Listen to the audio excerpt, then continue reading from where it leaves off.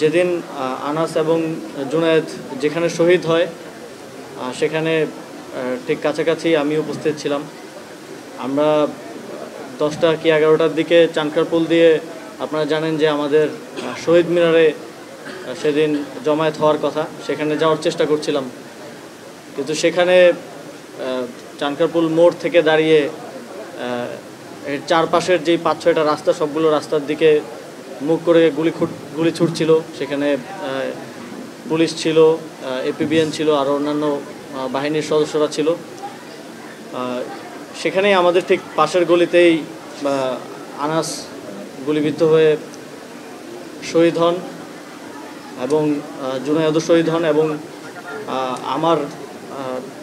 আমি ছিলাম বুরহানুদ্দিন কলেজের ঠিক সামনের জায়গাটায়। সেখানে আমরা অনেকগুলো রাস্তা সংস্কারের ব্লক ছিল, ব্লকগুলোর কাভারে থেকে যখন গুলি করতো তখন কাভারে থাকতাম, গুলি শেষ হলে আবার আগানোর চেষ্টা করতাম। তো সেখানে ঠিক আমার সাথেও 3-4 জন শহীদ হন একের পর এক, এবং তাদেরকে কোলে করে পিছনে নিতেই কয়েকজন শহীদ হয়ে যান। অনেককে আমরা অনেক কষ্ট করে ঢাকা মেডিকেলে পৌঁছাতে সক্ষম হই, যারা আহত হয়েছিলেন।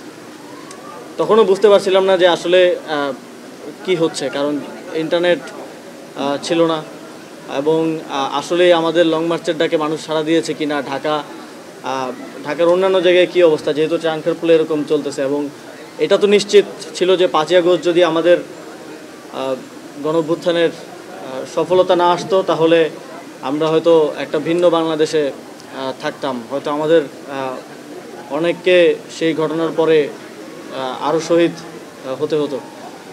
তবে আনাসরা, জুনায়েদরা আমাদেরকে ব্যর্থ হতে দেয়নি।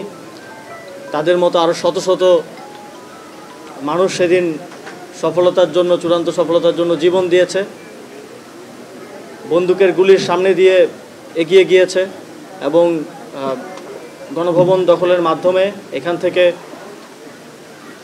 দীর্ঘ 2 যুগ ধরে থাকা ফ্যাসিবাদকে বিতাড়নের মাধ্যমে বাংলাদেশকে একটা নতুন বাংলাদেশ সৃষ্টির সুযোগ তৈরি করে দিয়েছে। এই শহীদদেরকে শুধু স্মরণে রাখা না, তাদের যেই প্রেরণার জায়গা থেকে, যেই দেশপ্রেমের জায়গা থেকে, যেই বাংলাদেশ গড়ার স্বপ্ন নিয়ে, আপনারা আনাসের চিঠিটা যদি দেখেন, সেখানে সে লিখেছে যে কেন সে জীবন দিতে যাচ্ছে, এবং লেখার ধরন দেখলেই মনে হবে যে আজকে শহীদ হওয়ার জন্যই যেন আনাস ঘর থেকে বের হচ্ছে।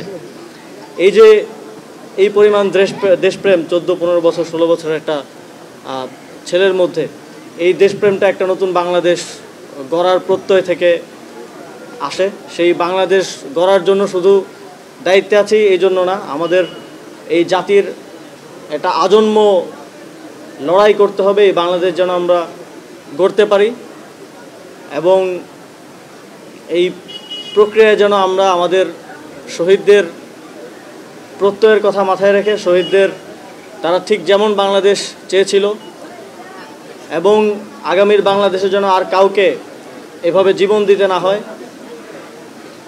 আর কেউ যেন ঠিক তাদের ট্যাক্সের টাকায় যেই বাহিনী আমাদের নিরাপত্তায় রয়েছে তাদের হাতে শহীদ হতে না হয়, সেজন্য বিচার নিশ্চিত করা থেকে শুরু করে কাঠামোগত সংস্কারের মাধ্যমে সেরকম একটি বাংলাদেশ গড়ার লড়াই আমাদেরকে চালিয়ে যেতে হবে। এবং এই লড়াইয়ে